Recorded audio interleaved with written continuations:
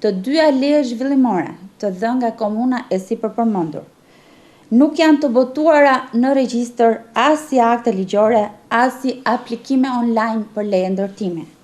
Nga ana e kryetarit të komunës Petrel, nuk janë hartuar, konsultuar e miratuar dhe nuk është botuar në regjistrin e planifikimit të territorit sipas parashikimit ligjor asnjë plan i detajuar vendor për njësinë administrative ku janë dhënë lejet zhvillimore.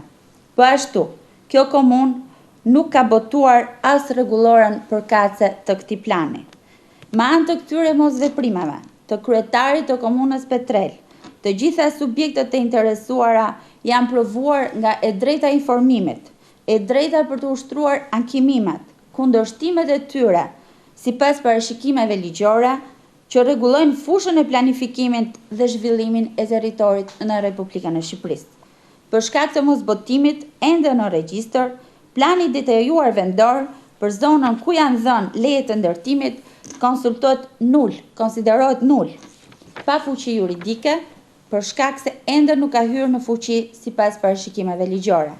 Nisur nga këto shkelje, Inspektoriati Kombëtar i Urbanistik kallëzon penalisht kryetarin e komunës Petrel, zotin Ylli Kupi, anëtarët e Këshillit Teknik të kësaj komune, për veprën penale të shpërdorimit të detyrës të kryer në bashkëpunim. Inspektoriati Ndërtimor Urbanistik Kombëtar kërkon dhe pezullimin e këtyre personave nga funksioni i tyre publik.